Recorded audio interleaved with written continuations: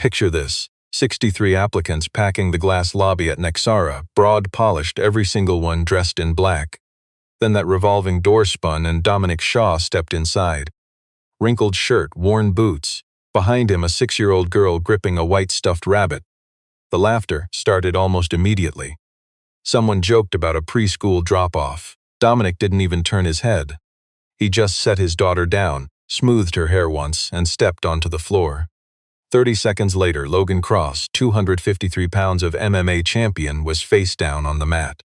Nobody was laughing anymore. Not even Giselle Park, who had stepped close enough to watch everything. Her pulse racing far faster than she ever wanted to admit. The man they openly mocked would soon become the only thing standing between her and total ruin. Let's back up. That Monday morning started like any other at the Nexara building. 42 floors of blue glass towering right over the east side of the city. Home to one of the most quietly powerful security tech firms on the eastern seaboard. But that day, the first floor had been transformed into something completely different. 63 candidates packed the lobby in 2 very long rows. Every single one hand-picked. Every guy there carried that cocky posture of a man who fully believed he was the only obvious choice in the room. Former cops, professional fighters, ex-military security contractors. Men who spent years getting paid to look dangerous and had gotten incredibly good at it. The whole room reeked of raw ambition and shoe polish. Then that revolving door turned and in walked Dominic Shaw. Hunter Voss marched across the lobby before the clerk could even speak. 38 years old and built incredibly thick through the shoulders. He moved with the loud confidence of a man who assumed he had already won a competition that barely started. As acting security head for Nexara, Hunter had every reason to feel threatened by today's open tryout. And he decided to let all that quiet panic disguise itself as pure cruelty. He stopped right in front of Dominic, stepping close enough to clearly establish his size advantage. "This is not a daycare, buddy. The preschool entrance is in the basement." More arrogant laughter from the chairs. Logan Cross sat in the front row, arms tightly crossed, legs stretched out like he owned the entire floor. He just gave a slow, mocking nod.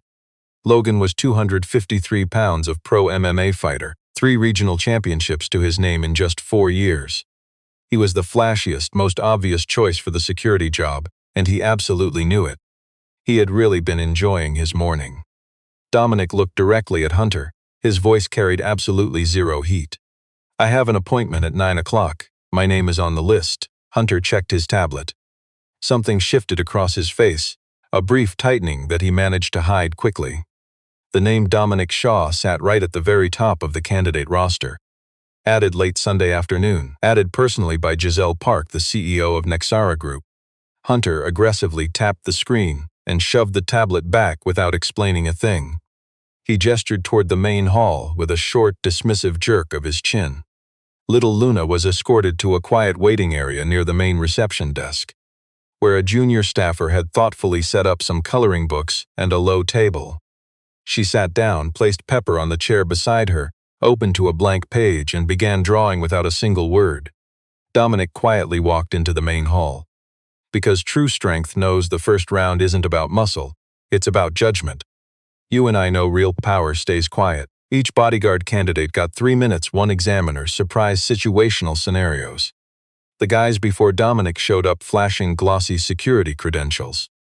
Heavy resumes and framed photos posing beside big appear. One guy hauled in a 12-page executive protection portfolio. 2 guys actually started by bragging, "I have been working this job 15 years. Then Dominic walked up empty-handed. The recruiter just stared at him. "Where is your resume?" Dominic slid one blank page across the table. It just had a phone number and one typed sentence. "Call this number for verification." The evaluator stared at it. Elite guard Hunter Voss crossed his arms and scoffed loud enough to be heard. It was that fake, theatrical sigh guys use when they want everyone looking at them. "You kidding me?" Hunter sneered. "Nope," Dominic said. Round 1 ended with a high-pressure threat response test. Every guy watched a 90-second clip of a fake VIP event packed with people. Actors moved constantly, with the main VIP right in the front. 30 seconds on the clock to spot danger and call a security protocol. Top dog Logan Cross watched, paused 2 seconds. Then he loudly named 4 out of 6 obvious threats. He sounded super confident and loud. The others nodded, impressed. Dominic just watched the tape once. He stood perfectly still, hands down, and said 6 obvious threats, 2 hidden. That blind spot behind the 3rd left pillar leaves a 4-foot gap for someone to sneak up. And that guy wearing the green coat has moved his hands 3 different times since the clip started. He has a weapon but hasn't pulled it yet. Dead silence hit the room. Lucky guess, Hunter sneered. Dominic ignored the jab and sat down quietly. Up on the 38th floor, CEO Giselle Park tracked the security feed on the screen above her desk. Sitting tall, she kept a fresh notepad resting on her lap. She had not jotted down a single thing for 20 minutes. Her assistant, Madison Cole, lingered quietly by the doorway. "He does not look like the typical bodyguard," Madison mentioned softly. "No," Giselle agreed, "he doesn't." See, 3 weeks ago, a blank envelope landed on Giselle's desk. It held a 12-page dossier breaking down this Dominic Shaw guy. Combat records, risk profiles, psychological tests, but absolutely zero return address included. Down at the very bottom, one typed line stood out alone. "She will need him." Giselle traced that contact number immediately. But the trace came back completely blank, no name attached. On screen, Dominic just sat there, wearing that exact calm look he arrived with. No fake toughness, no bragging, just deeply present. Giselle clicked her pen against the paper once, then dropped it. "Now, stick with me. Here is where the egos take over." When the combat brackets hit the board, every showboat stared hard, knowing exactly what was coming. Most fights looked pretty fair on paper, except one. Hunter paired the quiet Dominic against the brutal Logan Cross. You and I know why. Hunter rigged the list that morning, grinning like a bully who finally found an excuse to beat the respect into the guy who wouldn't brag. If this quiet single dad, you and I know this unknown dad, was a total anomaly on her personal list, the elite bodyguards figured he'd be dropped easily in the first physical assessment. That way, the whole quiet problem disappears before getting remotely inconvenient. Logan Cross checked the fight bracket and smiled. Not a cruel smirk. The big guy wasn't naturally cruel, he just didn't view this nobody as a threat. Other executive protection candidates circled the edge of the mat, some pulled out their phones. The vibe in the room shifted, somewhere between cheap entertainment and pure anticipation. They fully expected to watch the giant completely erase this quiet puzzle. Then their neat little world would make sense again. Upstairs, Madison leaned over the security feed. "Giselle, they matched him against Cross," she whispered. The CEO was already on her feet. Smoothing her jacket, she headed right out. "You're going down there?" Madison asked. "The screen's too small," Giselle replied, stepping out into the main corridor. She hit the training floor entrance without any loud announcements or advance warning. Zero security escort, just Madison trailing 3 steps behind her in total silence. The second Giselle filled that doorway, the entire room's arrogant energy totally flatlined. That loud, macho bodyguard tension instantly snapped into a much sharper kind of focus. Postures locked. Chatter died instantly. Hunter rushed over to greet her. "Mrs. Park, no need to. Continue," she ordered, staring right past him at the mat. She didn't spare Logan Cross a glance. She'd already figured him out perfectly. Big, powerful, and loud about it, completely predictable. Her eyes locked onto Dominic instead. He was crouched by the edge of the fight mat, quietly retying his left sneaker. He wasn't paying Logan any attention. He wasn't staring at the mocking crowd. He wasn't even looking at the boss. In her 12 years as the absolute youngest CEO in Nexara corporate history, she'd faced hundreds of elite operators who tried desperately to prove their deep worth to her. Look, Dominic Shaw was the only guy unaware he was supposed to impress her at all. Or he just considered her presence irrelevant. That quiet indifference grabbed her focus harder than any flashy combat drill that whole morning. Logan cracked his neck, took the mat, and stared down at the dad with smug generosity. "You sure you don't want to pass your spot to the next guy?" Cocky laughter rippled through the gym. Dominic calmly finished tying up his left shoe. He rose to his feet, ignored the giant's trash talk, ignored the smirking crowd entirely. He walked onto the combat mat, slowly turning to face the absolute dead center, moving with the chill of a man who already knew exactly how this ended and found it boring. Down the hall in the waiting room, little Luna put her crayons away. She peered through the narrow observation glass, watching the men without even leaving her seat. The young admin sitting next to her nervously checked the girl, then the fight mat. "Is your dad strong?" the woman asked. Luna hugged her toy tight. "He never loses," the little girl simply said. "Because real power stays quiet." The head referee threw his hand up. The whole room held its breath. Timer beeped. Logan charged forward like a freight train. Zero hesitation, no fake-out jabs. The big guy had already crushed 4 guys this morning. All under 40 seconds, always the exact same brutal sequence. Close the gap quickly. Lock the grip. Control their weight. It worked flawlessly every time. He executed the move with the calm certainty of a man solving a simple equation. Dominic shifted back, not scrambling, just one measured perfect step. He shifted his weight to the outside of his left foot, tweaking the elite bodyguard's approach angle by exactly 6 degrees. It was practically invisible. But it was why Logan's crushing grip closed on empty air instead of flesh. The room missed it entirely. The giant fighter recovered and lunged right back. By the 9th second, Giselle's breathing had completely fallen out of its normal rhythm. She was locked onto Dominic's eyes. They weren't darting after Logan's fists or feet like a typical brawler caught in reactive focus, chasing the motion. They were perfectly still. He was reading something much deeper. A flow of combat data existing far below the surface of basic movement. Logan attacked again, a third charge. Each time Dominic offered him a tiny fraction of an opening. A deliberate half-step of fake vulnerability. And every single time, the brutal follow-through hit nothing. At some point, Giselle's right hand gripped the doorframe without her even realizing. At the 17th second, Dominic's eyes changed, a tiny shift, barely perceptible. He had seen exactly what he needed. 16 seconds of absolutely not fighting Logan Cross. He'd spent 16 seconds studying his rhythm.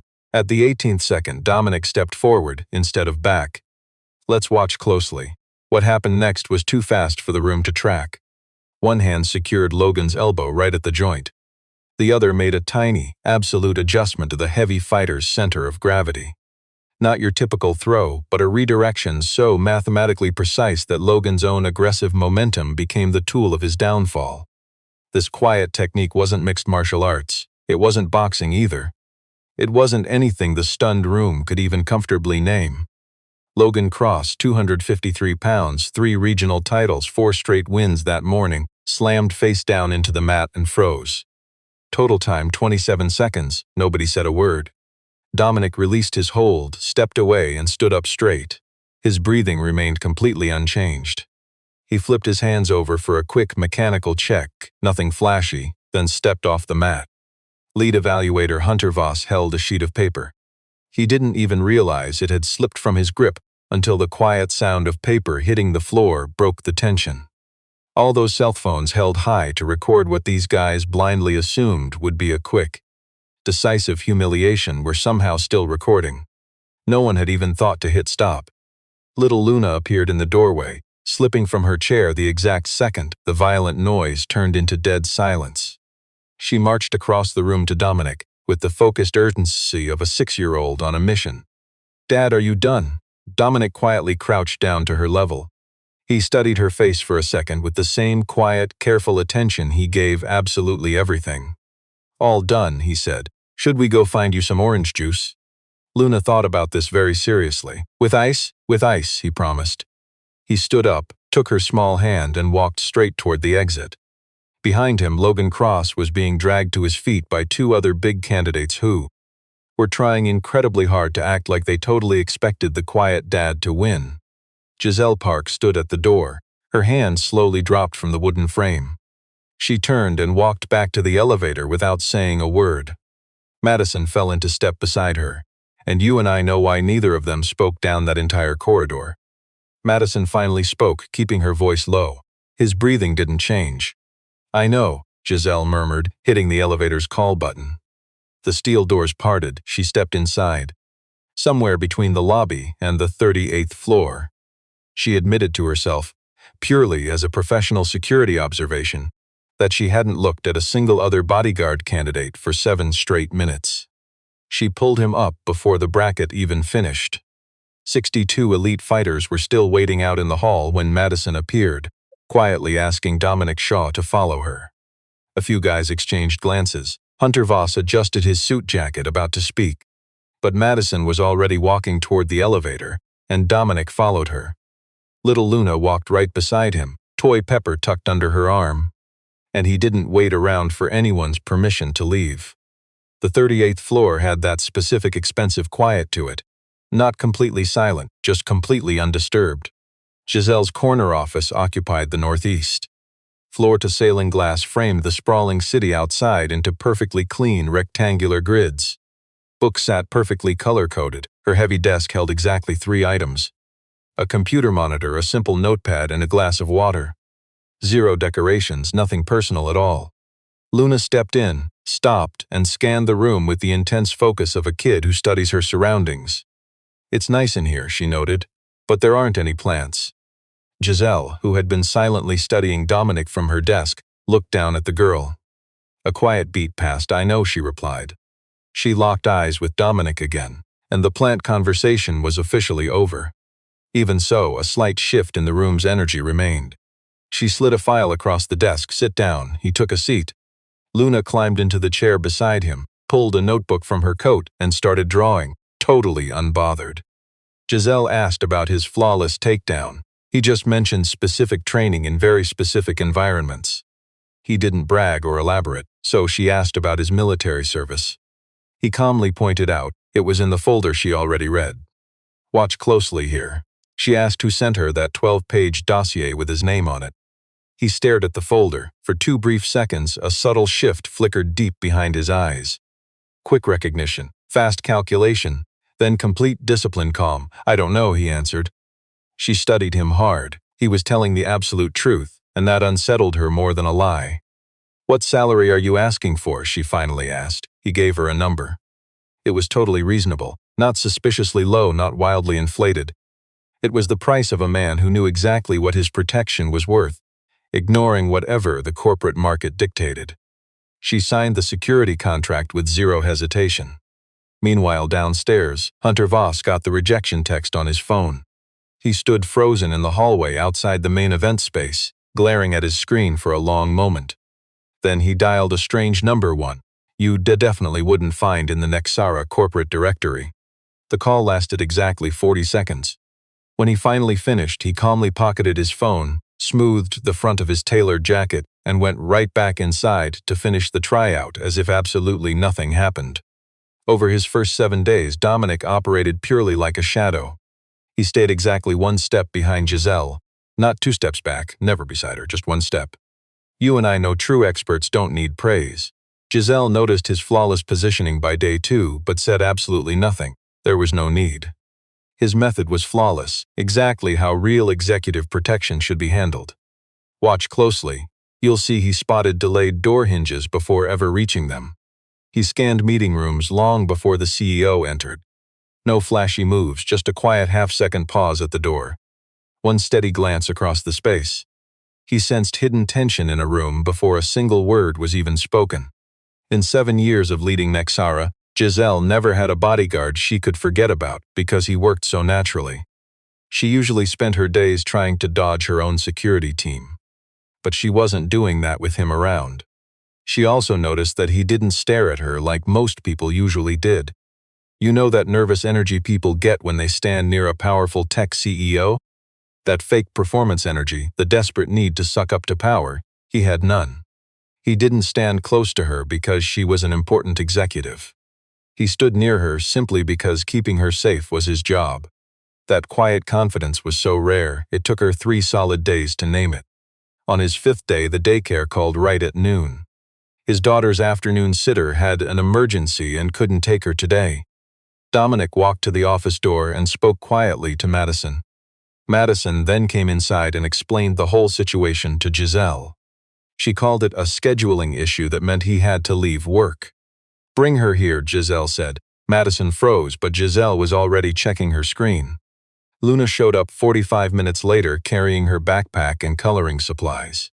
She greeted the boss, then sat her toy Pepper on the waiting room couch. She pulled out her supplies and colored silently for the whole afternoon without causing trouble. At 4:30, the kid walked over and handed Giselle a folded sheet of paper. Giselle opened it up, A crayon drawing showed three figures standing outside a house. A tall man drawn with dark lines for a heavy jacket. A person with long hair wearing a pretty gray dress. A tiny kid holding a white round thing which had to be Pepper. Out front stood a green tree covered in what looked like either fresh apples or holiday ornaments.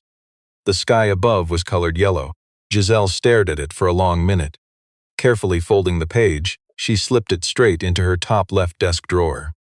It didn't go into the trash bin beneath her desk, where useless business documents usually went. Later that night, Giselle got an email from a completely anonymous address. The message was just 9 words. "You're being sold and you don't know it yet." Attached was a photo of a contract clause she had signed 6 months ago. A major merger framework agreement with Vantage Tech run by Isaac Crane. The hidden clause had a tiny marker at the very bottom, Section 9. She quickly called her legal team. Her lead corporate attorney didn't answer. His assistant called back 40 minutes later with an excuse that sounded entirely rehearsed. Giselle sat frozen at her desk after the call, staring straight at the framed mission statement across the room, completely lost in her own racing thoughts. Look at how real strength acts. Dominic stood perfectly still by the office window. "Do you know anything about this?" she quietly asked him. He replied calmly, "Not enough yet, but I am looking." The dinner with Isaac Crane was set for Thursday night, perched on the 40th floor of the Meridian Hotel. The exact kind of place where soft lighting was designed to make powerful people look perfectly comfortable. Crane was 62 years old.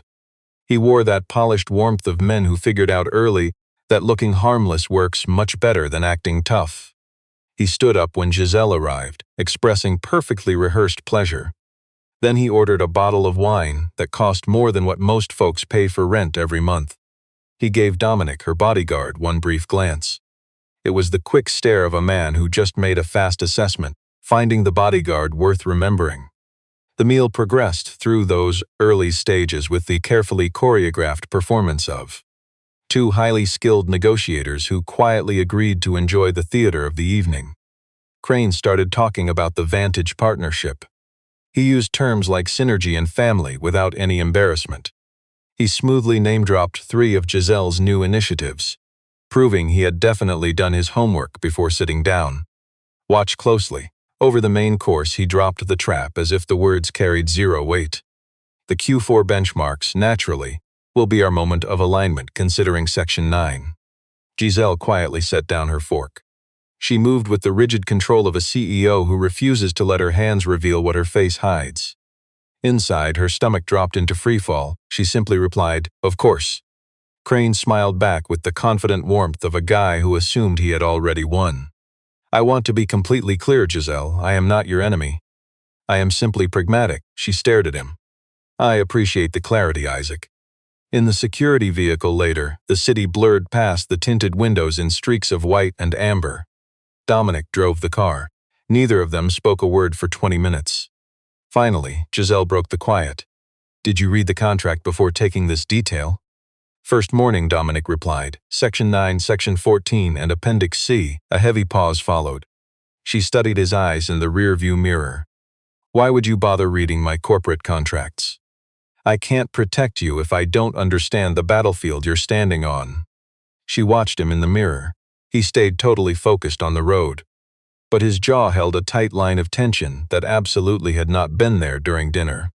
Which meant he had faked his calm at the restaurant, exactly like she did, and she totally missed it until now. That realization sank deep into her chest and simply stayed there. "Now stick with me here." 3 nights later, the basement security log showed an 11-minute gap. 0 video footage, no system error code explaining the blackout, just an empty void, which was supposedly impossible under their new system architecture, unless that gap had been manually created by an insider who understood the network well enough to alter it. Dominic caught the anomaly during his routine midnight review. He didn't sound the alarm right away. Instead, he backed up the log, closed the original file, and sat alone in the second-floor office for a long time, just staring at that 11-minute window. He spent 4 years in a Delta Force unit exclusively built to hunt down internal network compromises. The situations where the real danger wasn't breaching the walls, but rotting from inside a highly trusted structure. He knew exactly how the quiet, early architecture of corporate betrayal was built. He was staring right at it. Hunter Voss held the keys to that camera system. Hunter Voss kept an outside number in his phone, and as you and I can guess, Voss was in the building during those exact 11 minutes. Dominic shut his laptop, quietly shifting his focus to something much more real. You and I finally learned the truth about Claire on night 12. His little girl Luna started coughing around 3 that afternoon. Nothing serious. By 6, she had a low fever and that stubborn look of a kid trying way too hard to hide the pain. Dominic stepped into Giselle's office at 6:15 asking, with his typical few words, if he could clock out at 7 instead. Giselle grabbed her coat. He held her gaze. "You don't need to go." "I know," she replied. His place sat 14 floors up, 12 blocks north. Clean, tight, and completely bare of anything useless, except for one bright corner of the room. That space was entirely Luna's. Kid drawings plastered the wall in a thick, messy gallery. Brightly colored books sat perfectly stacked by their exact height. A low basket held stuffed animals grouped perfectly in a quiet way only a kid understands. Giselle waited on the bed while Dominic quietly prepped some soup in the small kitchen. Luna stared right up at her from the pillow, calmly sizing her up, judging if this suited stranger had anything truly helpful to say. "Do you have a mom?" Luna asked softly. "Yes," Giselle answered. "Is she around?" "She's busy. We don't see each other much." Luna weighed those quiet words like a strict judge hearing brand new evidence. "My dad is busy too," she said, "but he's always here." Later, with the kid fast asleep and the soup bowls washed, they sat at the bare table holding hot tea. The quiet building settled into the night. City lights pushed softly against the dark window glass. Giselle finally asked about Luna's mother. He stayed silent, so deeply still Giselle almost regretted pushing past his heavy, invisible boundaries. Then he slowly spun his cup once. He told her his wife's name was Claire. She died in a brutal car crash 3 years back when little Luna was just 3. He was deep into a combat mission when the call came, catching a military transport home within 6 hours. He formally quit the service within 60 days. He never once looked back. He shared this tragedy plainly, dropping 0 hints for sympathy. True grit never begs for an audience's pity. Giselle didn't try to force those fake standard apologies people usually offer up. She absorbed the heavy truth for a second. "Is that why you always stay exactly 1 step back?" He locked cold eyes with her, and for the very first time since they met, the quiet stoicism on his face cracked. He wasn't just a guy doing security anymore. It revealed something raw, ancient, and beautifully undefended. He firmly refused to answer, yet he never looked away. "Stick with me here."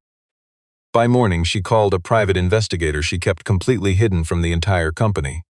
She fed this secret digger the contact number written on Dominic's single, blank sheet of paper. The shocking answers returned within just hours. That unlisted number pointed straight to Samuel Holt, a retired brigadier general who actually commanded Dominic's unit during his final 2 years. Holt was the quiet force who mailed that 12-page file. The general knew about Crane. He'd tracked him far longer than she had. Giselle studied the name on the report and slowly leaned back in her chair. She stared at the ceiling for a second, whispering softly to herself in that completely empty room. The only words that made sense were, "I am surrounded and never even noticed." The emergency shareholder meeting finally hit on Tuesday. Isaac Crane wrapped his trap in loud corporate words: a performance review, routine Q4 evaluation, a fake chat about team alignment. But Dominic was quietly watching. He tracked all the silent background noise for 11 days. And what he caught in the 48 hours prior looked nothing like standard corporate security protocol. Someone accessed 2 of the main building's service elevators. After hours, using fake maintenance badges, never officially logged out through the normal security system. 3 outside guests checked in under a generic consulting group name that flat out missed the Nexara vendor database. By Monday night, 38th floor motion sensors picked up a weird 6-second gap in the East Hall. 6 seconds of tracking a body before suddenly going completely dark again. Meaning somebody quietly hacked the grid instead of just hiding. You and I know true professionals don't panic. Dominic calmly built the real picture on his screen. Somebody planned to break into the Nexara main server during the shareholder meeting, right when every single corporate boss was trapped together, blind to the real threat facing away. That server held private data for 900 corporate accounts. Stolen right before a hostile takeover, those secrets were worth way more than the entire merger deal. He had exactly 40 minutes. He moved through the halls like a ghost. No running, no shouting, zero unnecessary attention drawn. Just the quiet, terrifying speed of a man who picked his path and fully locked into it. He swept the bottom levels, made sure the boardroom was heavily secured, tucked Madison right by Giselle, then took the back fire stairs straight up to floor 38 without making a sound. The strike team was already there. 4 guys strolling toward the servers, moving with that fake swagger of amateurs who were promised the floor would be completely empty. It definitely wasn't empty, and what happened next wasn't some long brawl. Long fights only happen when 2 guys don't know who's actually better. Dominic spent 7 years learning to erase that doubt in absolute dead silence. Let's watch this together. He applied that training without a single wasted move, showing zero hesitation or flashy ego. The first 2 guys were quickly controlled, totally grounded before the 3rd guy even realized they were dropping. That 3rd guy rushed in from the left side. Dominic already knew that angle the second he saw how they stood along with the 4th.